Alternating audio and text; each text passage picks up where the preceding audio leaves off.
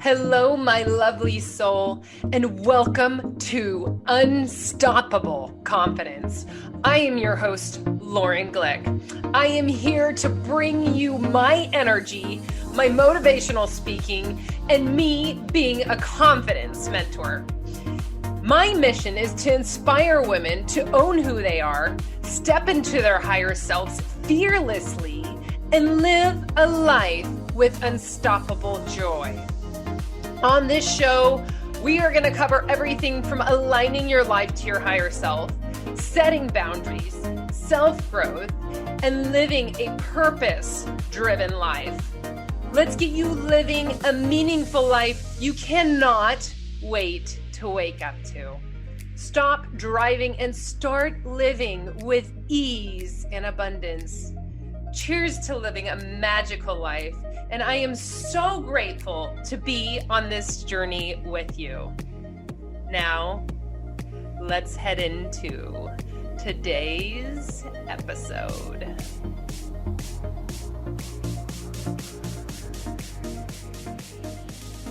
All right, lovely. Today we have Matt, and he has a business that's called Learn to Franchise.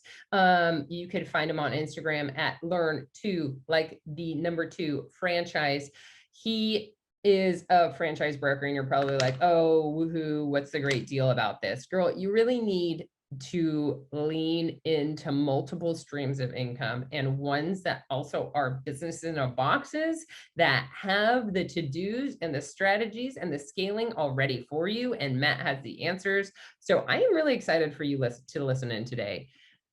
Yes, there are a lot of nuggets in this recording. So tune in and I will see you on the other side. Okay, lovely. Today we have Matt Frentheway, and I'm really excited for you to get to know his story and how he was. I'm not going to say that. I was actually going to ruin the best part of your story, Matt, but I'm just going to let you introduce yourself and talk about your financial background and what you do now. So if you could just do a little brief introduction. And by the way, for you listening today, yes, Matt is our first male guest. So I'm excited to have you, Matt. So I would love to have an introduction. Well, good. Well, like you said, Lauren, my name is Matt Frentheway. I am a franchise consultant with Learn to Franchise. My broker is called Frentheway, and I'm also an entrepreneur, a serial entrepreneur, and I've been doing that for almost 30 years. And I can give you a timeline, and then we can expand upon it if you'd like to. I love it when people say that they're serial entrepreneurs, and it's something that just clicked in my brain because, we met on Instagram, and I think it's so interesting. And I think this is me and having my little woo-woo side.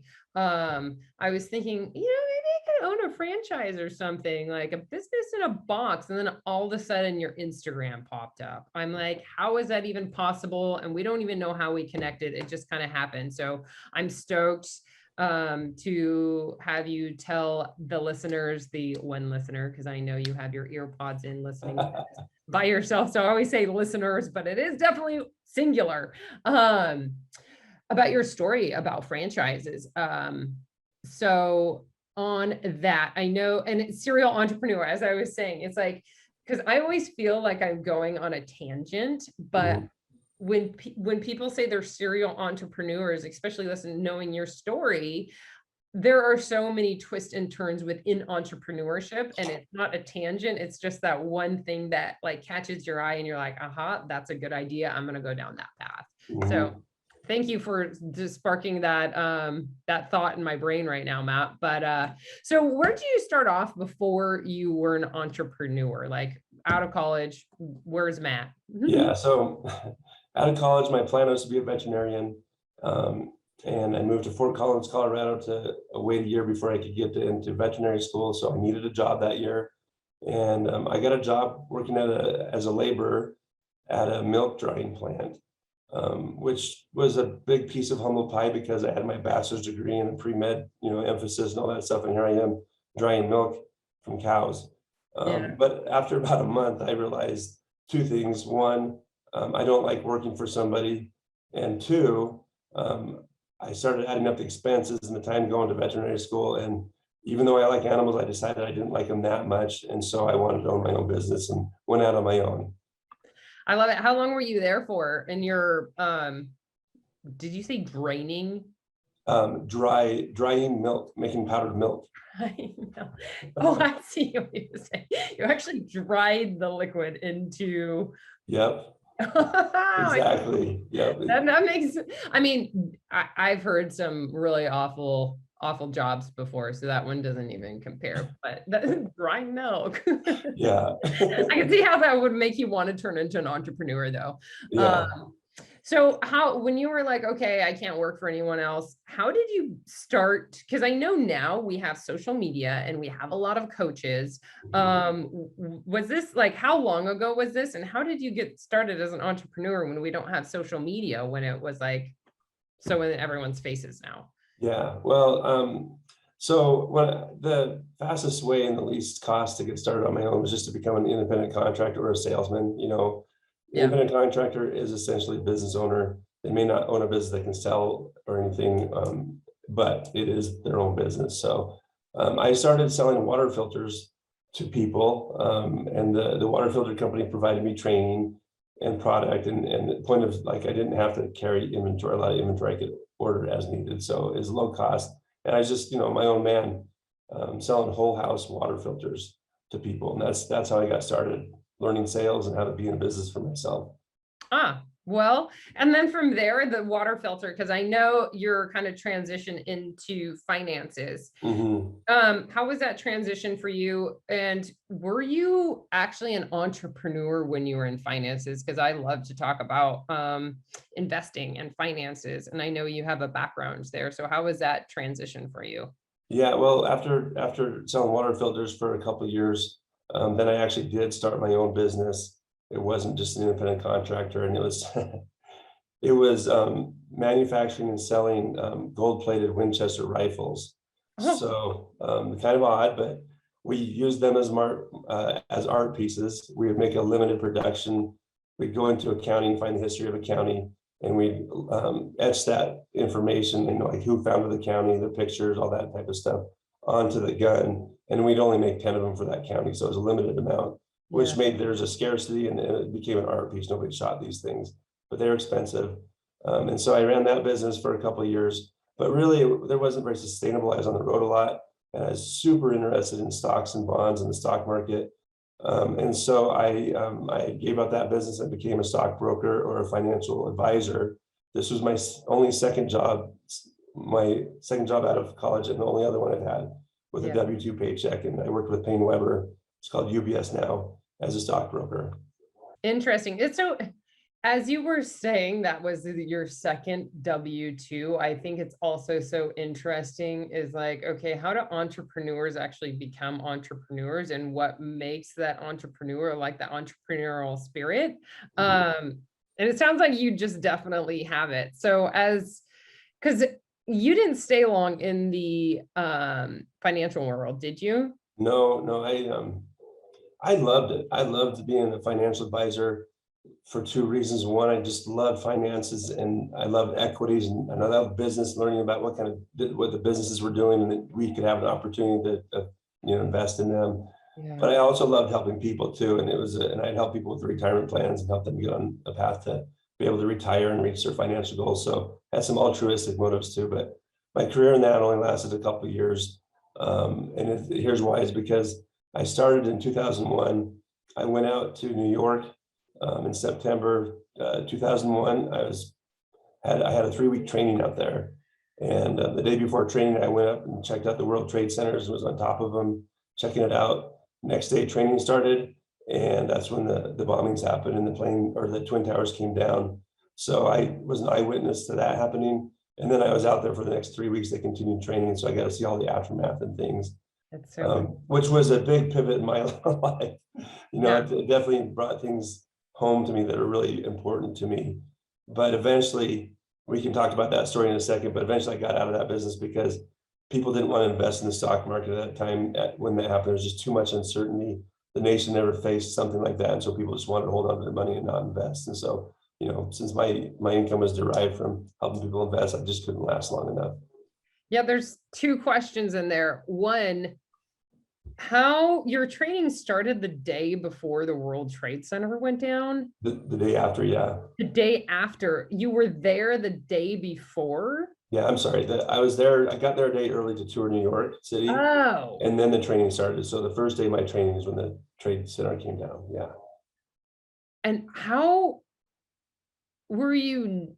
Because the World Trade Center went down. I think it was around, gosh, it was before, because I was a sophomore in high school, and I remember getting up, and I think I was getting up, I think I got her up around like 6 or 7 a.m. Mhm. So was that you were supposed to be in training that day? I was in training when the Twin Towers fell. Like we were just sitting in a big classroom, and then all of a sudden somebody came in and said, "Please stop the class." They turned on the TV. The Twin Towers have been bombed, so we're going to stop. We don't know what to do at this point. We're just going to wait and see. And so we had it on the big screen in the classroom, but I could go outside and look at it too with my own eyes. But Yeah, yeah, I was I was in the classroom training when that happened. that's so crazy. I know my sister was in New Jersey across the bay when Mhm. Twin Towers went down, but to be right there is definitely another story. And being in the trade center, that's, yeah, so that's so, I mean, because I'm retired city fire, so that whole experience is a very near and dear piece of my heart. I actually have a piece of the I-beam sitting in my desk right here. Oh, that's um cool. I'm sure you yeah, can identify with those firefighters and how, yeah, so when you, selfless they were in going up there, because you've done it in other avenues, but I know you could probably identify that with that really well. yeah, so when you said that you were there, that was just such an interesting fact that kind of was like, wow. So you were there in New York for the next couple of weeks after that, like Yeah, for the how was next it? 3 weeks. And you Yeah. were just doing training, or you were actually at the Twin Towers? Like what was going on there? So I was kind of similar to I think your sister. Yeah. I was at a safe distance. I was across the Hudson in Weehawken, New Jersey. Yeah. So I mean, I could see everything very easily, but I was from a safe Oh, out of that's sea. good. And I was holed up in a hotel for 3 weeks there after that, but I'd catch the ferry back and forth to go check things out. And a lot of people from New York got the ferry to come over and stay in the hotel. And the hotel ran out of food for a day, and didn't have cell Like service. starving, I could only imagine like complete chaos. Like Yeah, it was I chaos. see, I see chaos on compared to that. Well, I've been on huge campaign fires, but like on just small like city department fires, Mhm. like I could only imagine what complete chaos the city was in, expect even if you were, across the bay. So Yeah, it was chaos. I was living in Phoenix, Arizona at the time, and so my family was there, and they yeah, couldn't reach me because all the landlines were torn down and cell phones weren't working. So they were pretty worried about me, and that yeah. was probably one of my biggest worries, is getting a hold of them to let them know I was okay. But I considered like even getting a bicycle and riding back to Arizona I know, myself. like how were you? I'm assuming I'm laughing, but I'm like, oh my God, like did you end up driving home? No, I finally, after 3 weeks, things had settled down, so I could catch a flight home, Ah, and that worked out okay. But yeah, that when that happened, I had to go into my room. When the second tower fell, I just had all sorts of feelings happen right then that I'd never experienced before, and I had to go to my hotel room and cry. yeah. And I personally didn't know anybody in the World Trade Center, but I saw it happen, and all I could think about is all the children that just lost their mothers and fathers, and so it just really, it was pretty intense. No, I bet. And it's when you have such events happen in your life, that's like when you do have those moments of like, holy shit, I am so grateful for where I Mhm. am. Um, and even though it's such like a deep feeling, I mean, I love feeling all my feelings. So just the fact that you had that experience is I'm assuming it impacted your life, especially how you're living even today. So that's pretty Yeah, bad. it changed my priorities and perspective and Yeah. on what's important in life. Yeah. So did you stay in the financial world after everything um went on with your training, the World Trade Center, all of the above? I did. I lasted about another year and a half in the business. And, like I said, as a W-2, but financial advisors work basically on commission when they've been around long enough. So my salary would go down each month over time, and in hopes that my commissions would pick up, and got to a certain point that my commissions or my investment fees weren't high enough to offset what my W-2 was going down. So I couldn't support my family on it anymore, even though I still love the business. I just had to make a decision and move on. And I was unemployable. I was employed at that time because I liked it so much, but I couldn't see myself working for somebody else. And so I went out and became a real estate appraiser and also a full-time real estate investor. So when the crash of, when the World Trade Center went down, so that's what when your W-2 started to not see much coming in. Yeah, about 2002 or so is when I quit working in 2002. Yeah.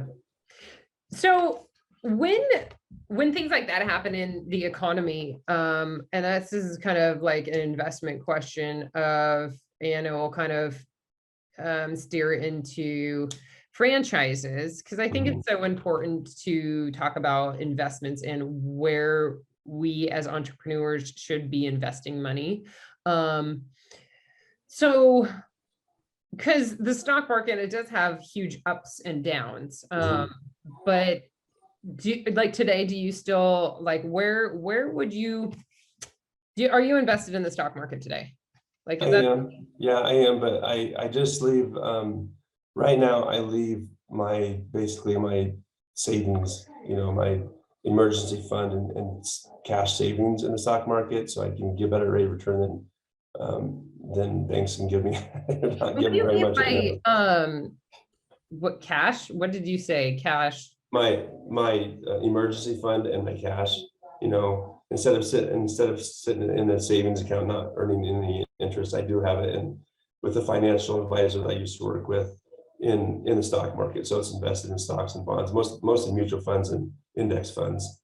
But that's just for my emergency fund. All the money I have over and above that is invested in my own businesses. Interesting. So do you have like a 401k because I know we had 457s as firefighters, and I think 401ks you could use as entrepreneurs. Yeah, no, I don't have a 401k. I did have one when I was a financial advisor, but when I left, I used that money to get started in my own business. And I haven't invested in a 401k since then. So you have your savings in mutual funds in the stock market right now. That would be your retirement and your savings, correct? I wouldn't, no, not my retirement, just my rainy day funds and my emergency funds. Yeah. Interesting. Yeah, I have a financial advisor that is kind of like, I have some in mutual funds and then some in index funds.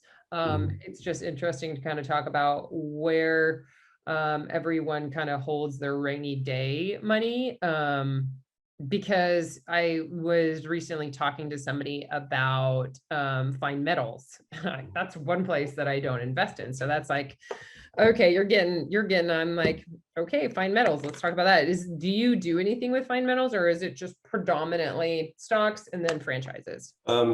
So I don't actively, I have my investment advisor. He actively invests my money and I trust him. He does a great job.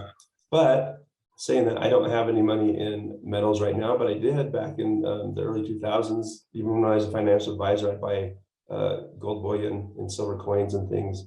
And that was my end of the world money. Yeah. where I put in a safe, and it has an intrinsic value and dollar bills. And so I'm not opposed to that. I've done it before and been successful at it. How fun. I was like, okay, go. I'll think about that one. So let's fast forward to franchises, because I know you said, what is the business you work with? Learn to Franchise. Is that your business, or is that a business you work for to help people start franchises? Yeah, so that's a good question. So so I have a couple other businesses other than franchise consulting, but we'll talk about that right now real quick. So the name of my brand and my company is called Learn to Franchise. And it's similar to franchise consulting, is similar to maybe being a real estate agent in that you have a broker. So the broker's name is Frentheway. That's the company that I work under. And what they do for me is they go out and make relationships with franchises and pre-screen them. And then, and so they do that, have full-time staff that does that. And then that's what I call my inventory that I choose from to help my candidates find franchises to buy. They've been pre-screened already. So they make agreements with the franchises, but I go out and market under my own brand, which is called Learn to Franchise, as a franchise consultant. So I'm an independent guy with that, but I am tied to a broker. That's so interesting, because when we were starting to talk about franchises, I didn't realize there were service-based franchises as well. So I'm assuming there's, as you were saying, you have your broker that, am I saying that terminology right? Your broker that goes out to assess different franchises. I'm like, oh boy, there's probably a lot of franchises out there that nobody knows about. Yeah, there's like 3,000 to 4,000 franchises in the United States right now. Wow. There's a lot of them. Yeah, and some of them are good and some of them aren't so good. And why would somebody invest in, like, why would somebody be like, I'm going to start a franchise rather than, trying to start a business on their own from ground zero? So the question is, why would somebody want to be a franchisee compared to just starting their own business on their own? Independent business owner. Okay. You have the correct terminology. I always say it wrong. So why would somebody want to be a franchisee rather than starting their own business? Yeah. No, that's a great question. And speaking from experience, if I go back again, in my early days of being an entrepreneur, I probably would have been a franchisee, knowing what I know now. But there's pros and cons to both of them, and it depends on the person's personality and which way they want to go. But speaking from experience, it's much harder to be an independent business owner. You don't know first of all, you don't know if the business is going to be successful. It's just a lot of risk. You have to use your own money or investors' money to start it up. And you don't know what's effective in marketing. You don't have any systems built. You don't know like who to hire, how to hire them usually, how to train them, all that stuff you got to figure out yourself. And that's why the independent business owners' failure rate is so high in the first 5 years, because it's just so much they have to do themselves other than just doing the service or the product that they're selling. With a franchise, all that hard work has already been figured out for the franchisee. And there's usually several locations that have been up and running that are successful too. So it's like you told me earlier on the phone, like a business in a box. That's what a franchise is, or I call it a safety net for a business owner, where they have a proven systems, marketing plans. They know exactly what equipment to buy, how to hire people. All that stuff's figured out for them, and they just need to execute on it. And it's just it can be just a faster path to success.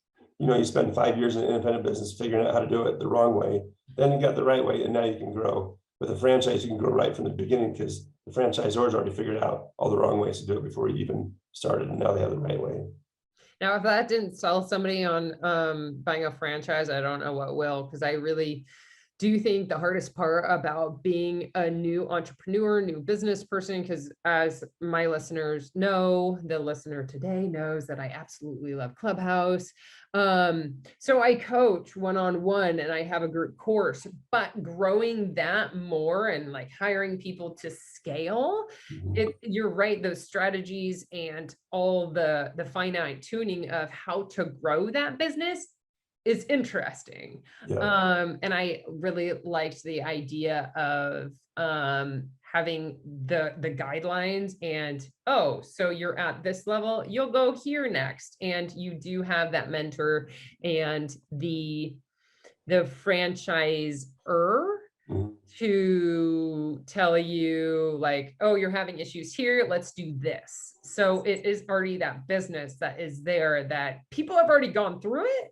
And I really did like your point, because we were talking the other day of you could talk to other franchisees. Yes. That's right. And so I was like, is that the right term? Franchisees of, okay, well, I tried this didn't work, go over here and do this. Because right now on social media, like, yeah, I would assume social media would be part of your marketing. Maybe not, who It knows? is. Yeah. But yeah, I do like the fact that people have been there, done that. It is the fast track to success because people have already done it. Yeah. I'll give you a good analogy. Yeah. You ever watch a skyscraper or any building for that matter be built? They spend a lot of time digging holes and putting plumbing in, building that foundation. And then once that foundation's in, they go vertical really fast, 2 or 3 times faster than they did building the foundation. So when you're an independent business owner doing a startup on your own with no help, you have to build that foundation, which takes several years and a lot of money. Yeah. And then you can grow. With a franchise, that foundation's already built. You just start growing vertical from that point on. That's where you save the time and the risk with a franchise. They've already done it for you. That's so rad. Because to bring it back to, because a lot of the women listening today, or men listening, a lot are coaches, right? And we are following the coaches above us, and they are our mentors into, this just clicked in my brain, to the how-tos and what I want to be. And sometimes it works, sometimes it doesn't. So we're buying in to other coaches so that we could be in their space. Yeah. So it is kind of like being in somebody else's funnel of, oh, I'm following this person because this is what I want to be in the future. Yeah. But who knows, like, especially in social media, things change so flipping fast. I know everything changes, right? But within how all things are going within Facebook and Instagram, it's been so, like, the past couple of months have been like insane with like, oh, now there's a metaverse. Okay, I don't know if you know anything about this, Matt, but like, I study social audio, and it has a huge connection to Instagram. So it's like, oh my God, what is going on now? But within what we were talking about, kind of like the types of franchises that I might be interested in, and I don't really want to talk about that here today because I will be excited about, the process and bringing people along with that on my journey.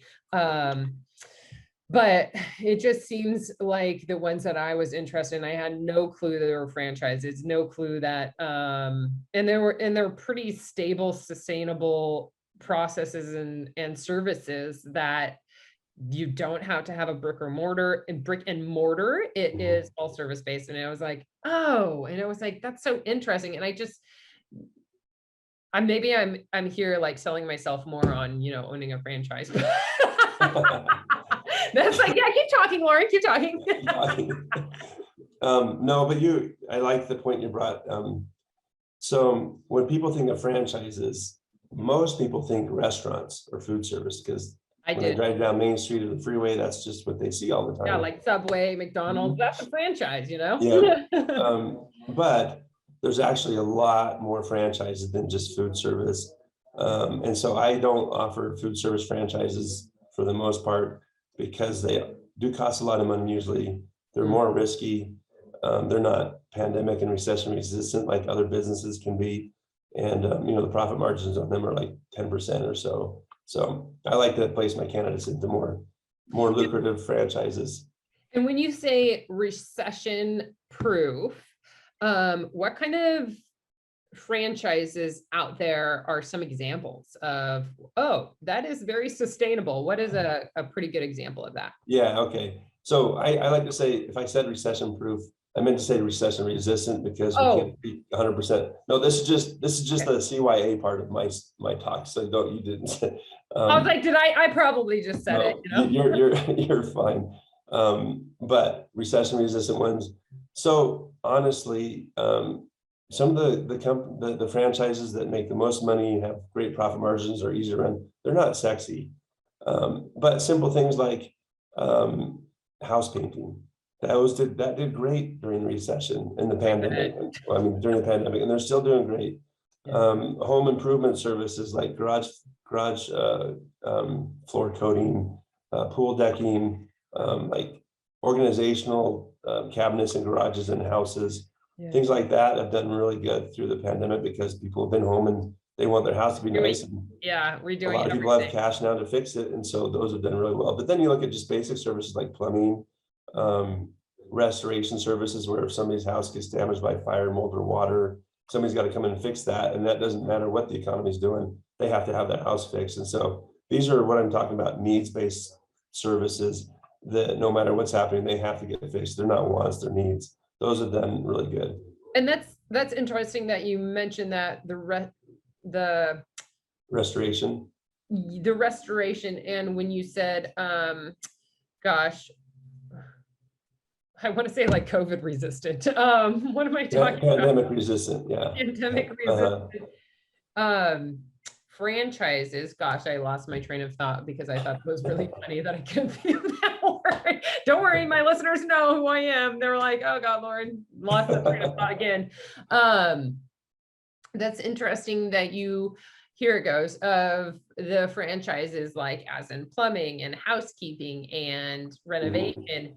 Now, if the listener out there today is like, well, I know nothing about restoration, can you own a franchise that it's not your wheelhouse, but it's something that you're like, oh, that makes sense. That would be a really good business to own. Is that something that a franchisee would potentially, maybe, is that a thing? Yeah, totally a thing. In fact, a lot of franchisors prefer to have people that have never been in that industry own the franchise.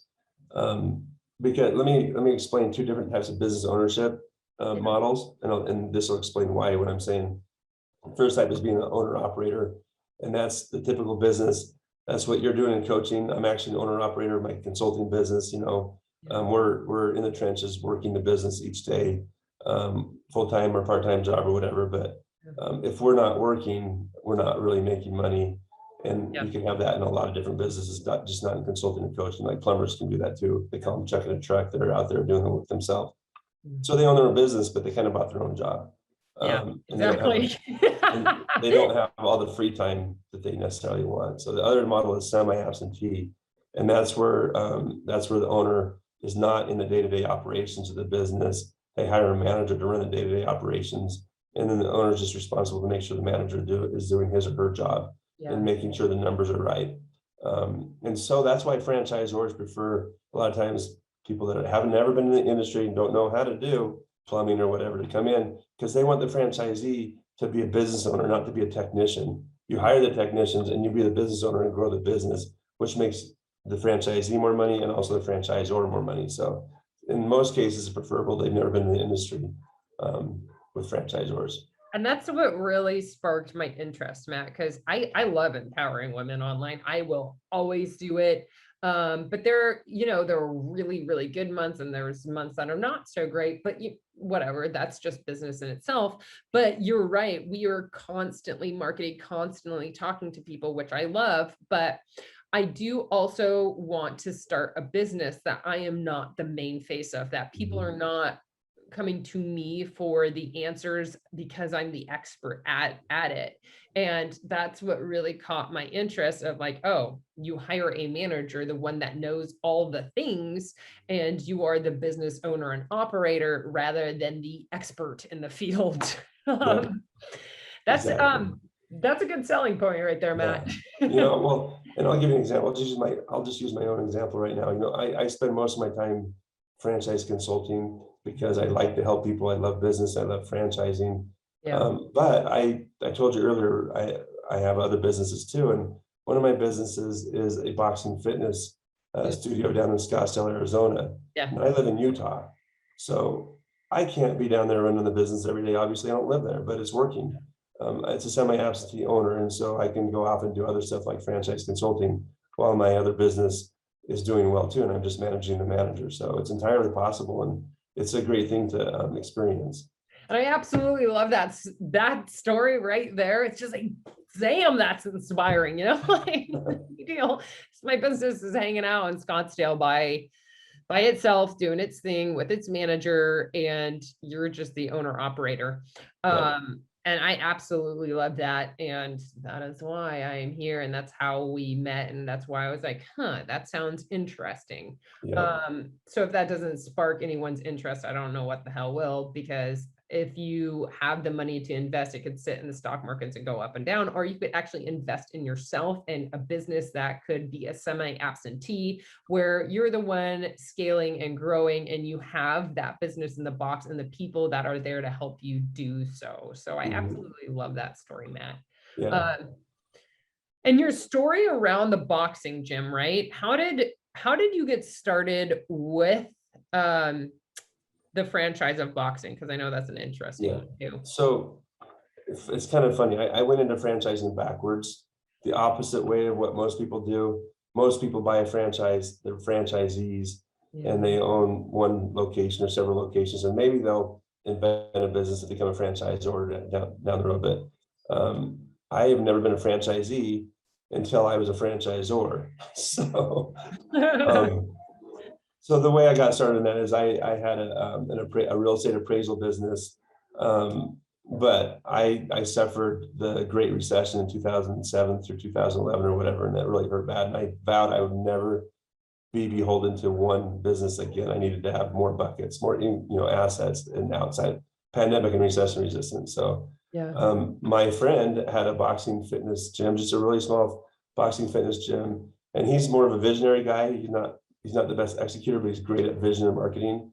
And so I bought into his gym as a partner, and we partnered up so I could be the operations guy and help him systematize the gym and make it successful and be kind of be a business in a box. Yeah. Um, and so we did that together for a year or two, and that gym did really, really well. And we're like, well, let's just open more locations.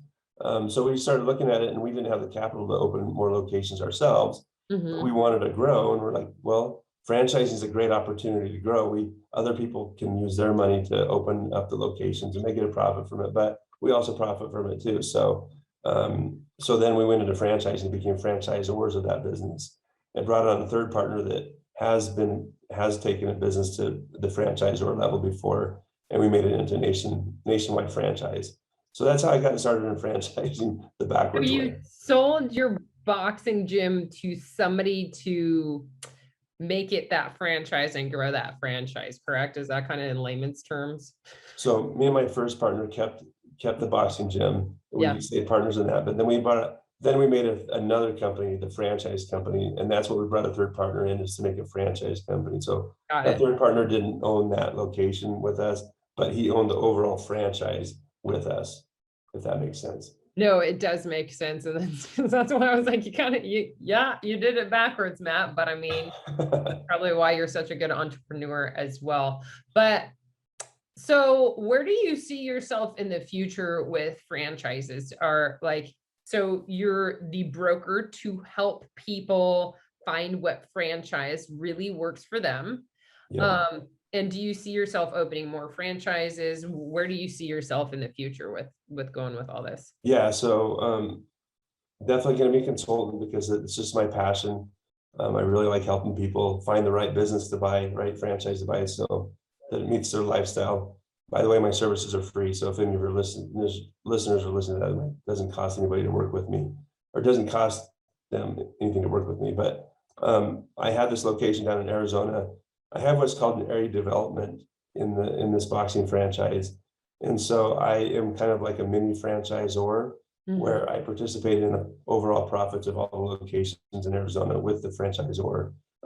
So my goal is to open up probably 2 or 3 more gyms down in the Phoenix area, but also sell a lot more gyms to other franchisees in Arizona too. And that will be, so I'll have my gyms operating, spending me money from those, and then I'll have passive income from other locations up and running, getting royalties and franchise fees too. So that's my long-term game with franchising right now. And I may open up a second brand in Utah where I live right now, maybe a service brand or something, not a bricks and mortar brand, but that's my long-term goal. I love it. Dang, yes, you definitely inspired me for sure, because I'm like, oh, that's so interesting. So right now in Scottsdale or in Arizona area, Phoenix, area, you are looking into different locations of your same franchise that you own right now. Right, yeah. So it's just like it's called being a multi-unit owner. And a lot of people that buy franchises these days go that route. Instead of just buying one location, they buy some, I kind of call it insurance, but they buy 3 or 5 locations up front from the franchise. And that doesn't mean they're going to open those locations all at once. They're just going to reserve the territories and give themselves some insurance so other franchisees don't, block them in. They have some room for growth, and then they'll open one up every year for 3 or 5 years. And at the end, they have 5 locations of the same brand. And it's pretty efficient. Once you open up one location, especially with a franchise, you got the systems and processes. It's really easy to open up the second, third, and you can use the same employees. There's just a lot of scales of economy doing that too. That was my question, is that if you have a franchise that has worked for you, would it be the smartest to open that same franchise in the same area if it's a brick and mortar? Yeah, I think so. I mean, yeah, it would. If you want to build what I call an empire, which means you want to own more than one location, it would be smart to buy, 3 or so locations up front, just open up one a year. It's not capital intensive because you only have to put up the money for the one location, and then you just come up with the money later to build the other locations up. But it gives you a runway. In mind for when we talk, Matt. That wasn't on all those questions that I was answering last night. So. God, I love listening to this story, because for me, it is the systems of how to scale it even larger. And if there is that business in box and people like you that have the franchise, right? And then also people like you that are just so open with all the knowledge. And I absolutely love talking about it also. If the listener today is like, holy moly, I need to get in touch with Matt, where can they find you? Are you on Instagram? Do you have a website, an email? We'll also put it in the show notes. So I have all that, but so the name of my business is Learn to Franchise. 2 is the number 2. So learn the number 2 franchise. My website is learntofranchise.com. If you go on Instagram, you can find me under that handle, Learn to Franchise. Same thing on Facebook. And then you make it really easy, don't you, Matt? And then my email address is Matt with 2 T's at learntofranchise.com. I love it. And I mean, your business name is like, well, duh, like, what do I want to learn to franchise? I wonder, I forget it's like handle. It's like, no, learn to franchise. Matt, so today, is there any last thoughts that are kind of in your brain that we kind of skipped over that you kind of want to chat about? I actually do have a thought. And since most of your listeners are entrepreneurs and women, I have to congratulate all your listeners, like you said earlier, for putting your fear away and going after what your passions and dreams are. It's hard enough to do that as a business owner, but as a woman, it's even harder, I can imagine. Oh yeah. So that's why I'm like in the front lines, like, come on, ladies, like we could do it. Men could do it. I part the seas, Yeah. And I think that what entrepreneurs face the most is most people are employee minded. And so it's good hanging out with other entrepreneurs and, to keep that good energy going and drive away that fear, because fear is what ruins people's opportunities. And that's why people are employees usually, because they're too afraid to go out on their own. But going out on your own is, just as hard as being an employee, just in a different manner. But understand that you're going against the grain, and that's okay. Yeah, it feels so good going against the grain. I don't know why. I'm just like, it feels so good to just be doing my thing. And like some days I have so much going on, and other days you're like, oh, I get to take a break. Right. And those are the days that you get to be creative, thinking of and reaching out, starting to network. And that's how we got in contact with each other. Like how that ever happened, don't know. I really think it's divine intervention of me being like, what is the next step? Because before I met you, I was thinking, gosh, I love what I do, but I want to have a business that I'm not the face of, that it could run on its own. And because I own Airbnbs, so I really liked that idea of sometimes I'm involved and most of the time it runs on its own. So that's kind of like, I don't, Airbnb is not a franchise, but it's Well, it's a business, it's a real estate passive Yeah. income and yeah. So play off that real quick. I like the three buckets. You got the stock market and bond market is one bucket investment. Real estate's another bucket. Those are usually the two things that people focus on. But the third bucket is a business. It could be a franchise, your own business. But you could build it like what you're talking about, where it's semi-absentee and it's just a third bucket of income. Well, Matt, I know that you definitely inspired me when you started talking about franchises and the service-based ones and the ones that you're semi-absentee, because I always do talk about having multiple streams of income, right? Just because I'm a coach does not mean that I have a lot more going on. Just on my social media, that is predominantly the main thing that I'm talking about is Clubhouse, social audio, how to network, and how to grow your leads on social audio. But I also do have multiple streams of income. And I truly do think that, especially as entrepreneurs, especially going into the year 2022, it is definitely needed to have multiple streams of income. And if you're not in, or franchising was not an idea in your brain, I just put it there for you. I know Matt randomly popped up on my Instagram for a reason. So thank you so much, Matt, for all of your knowledge today with franchises and your stories of your past, because I think that is the most inspiring thing that helps me build my confidence of like, holy shit, that was a really cool story. And I know I'm going to be really productive the rest of the afternoon. So thank you so much, Matt. Again, drop your handle on, what was your handle again on Instagram? So just in case people forgot it, what is your handle on Instagram again? It's learn to franchise, and the 2 is the number 2. Learn number 2 franchise. And I really appreciate you having me on the phone, Lauren. I've enjoyed our discussions, and I wish you the best of luck and your audience as well. Of course, likewise, because social media is such a good way to grow yourself as an entrepreneur. So I absolutely love it. And thank you again, Matt, for being here today with all your knowledge, and we will chat soon. Thank you. Bye. Bye. I hope you are so excited about where you're going, because I know I'm excited for you. Thank you so much for listening in today.